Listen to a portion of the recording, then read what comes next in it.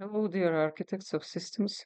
I continue the practice series for systems architect and program stabilization lead. Today, we will continue with the human side of systems, behavior, dynamics, and structural signals. How the architect stabilizer reads the human field of the system. Why this matters for the role? At system level, problems are rarely purely structural or purely interpersonal. Architectures and behavior continuously shape each other. Formal design may appear sound while the lived system is already unstable.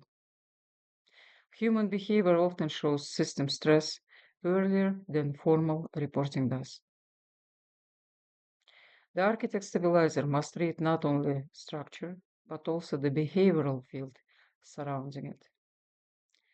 If you do not read the human field, you will misread the system. The architect must read two systems at once. First, the formal system. Its roles, governance, decision pathways, ownership structures, reporting lines, official interfaces. And the second, the lift system. Trust patterns, fear zones, silence zones, informal influence routines, habitual workarounds, behavioral norms under pressure. Instability often sits in the gap between the formal system and the lived one. Human psychology is not peripheral. Within organizations, behavior is shaped by core human conditions. Safety. Is it safe to speak openly, raise risk, challenge assumptions, or state limitation? Control. What can I influence, stabilize, protect, or still manage? Fairness. Is responsibility, risk, and recognition distributed credibly? Status. How this affect authority, visibility, relevance, and position? Belonging. Where is trust located? And whose logic defines the norm? Meaning, does the effort still connect to purpose? The role is not to judge these conditions, but to observe how the system is shaping them. How to read safety in the system? Watch for risk being raised late rather than early. People speaking more openly after meetings than inside them. Serious issues described in softened language. Questions being replaced by careful statements. Visible hesitation before naming structural concerns. Reliance on private channels for difficult truths. Interpretation. Low safety often produces delayed clarity. Silence does not mean agreement. Late risk often means early discomfort was already present.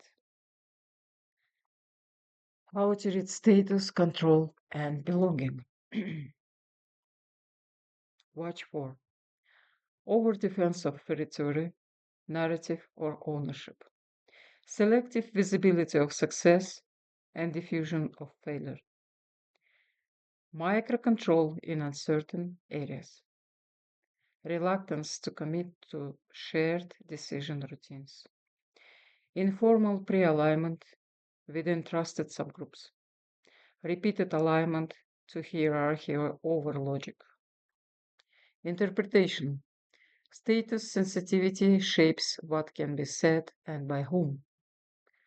Control seeking often rises where structure is weak. Belonging patterns often explain real alignment better than formal charts do. The real system is often organized around trust, exposure, and interpretive power. What to look for in the lift system? Where are decisions truly made? Which meetings are real mechanisms and which are rituals? Who influences outcomes without formal authority? Who seeks risk but remains silent? who repeatedly translates between parts of the organization. Where does declared agreement fail to produce aligned execution? Interpretation, the lived system, reveals how the organization actually moves. If the formal structure does not explain outcomes, the real operating logic sits elsewhere. The system should be read where consequences occur, not where structure claims it occurs. What pressure reveals? Under pressure, behavior becomes less masked, and more patterned. Watch for narrowing of horizon, defensive communication, territorial protection, escalation as a normal routine, heroic compensation by a few strong individuals. Interpretation, narrowing horizon signals, loss of integrative capacity. Defensive behavior signals declining psychological openness. Territorially, signals weak coordination architecture. Frequent escalation signals decision road failure. Heroic signals that the system is borrowing stability from its people. Pressure does not create the pattern, it reveals the system's underlying condition. When the system shifts load onto people, watch for a small number of people constantly absorbing contradictions, informal workarounds holding together formal gaps, decisions moving only when certain individuals intervene, overfunctioning by strong operators and under ownership elsewhere, exhaustion concealed as commitment. Interpretation. The system is no longer carrying its own load coherently. Human effort is compensating for architectural weakness. This may look adaptive in the short term, but it is structurally unstable. Where stability depends on exceptional individuals, the architecture is already under strain. Read behavior diagnostically, not morally. Avoid premature labels resistant, political, difficult, passive, territorial, uncooperative. Ask instead what condition is producing this behavior? What uncertainty it is responding to? What structural ambiguity is protecting against? What does the system make costly here? Truth, ownership, disagreement, or clarity? Do not label behavior before reading the architecture that produces it. Healthy and unhealthy dynamics. In a healthier system, disagreement is possible without immediate status threat. Decisions are traceable. Risk appears early. Ownership remains stable. Coordination is not dependent on one person. Trust comes from predictability, not personality alone. In a less healthy system, conversation become more careful, but not more clear. Alignment is declared but not shared. Accountability drifts. Energy is consumed by interpretation and self protection. Visibility is confused with value. Coherence depends on heroic effort. Systems rarely lose coherence through one event. They lose it through repeated small distortion in interaction. Watch for them.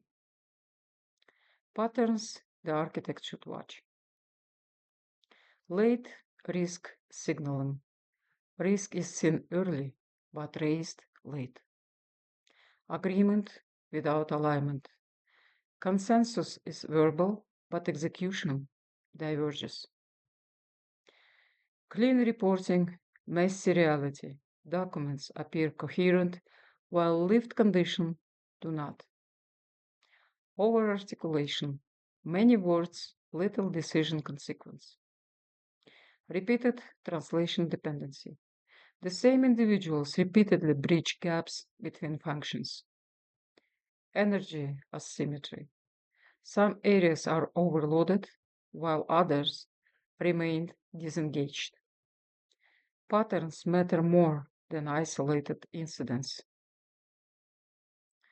What the architect must ultimately see, where the formal system and lived systems diverge, where behavior is compensating for weak architecture, where silence, caution, or overactivity are carrying system meaning, where instability is behavioral before it is structural on paper, where stabilization must address both design and human conditions. The human field is not separate from the system. It is one of the clearest ways the system becomes visible. Core message: human behavior is not noise around the system.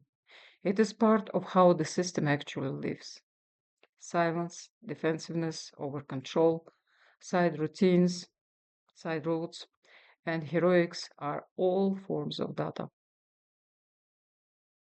The architect stabilizer must read this as system signals.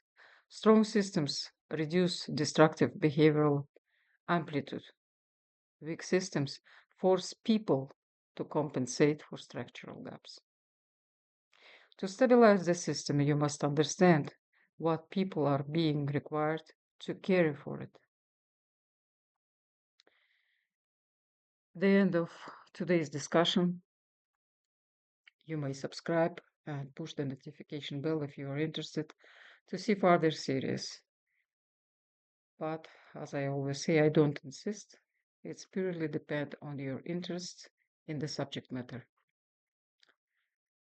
I thank you for your attention and have a nice day and goodbye.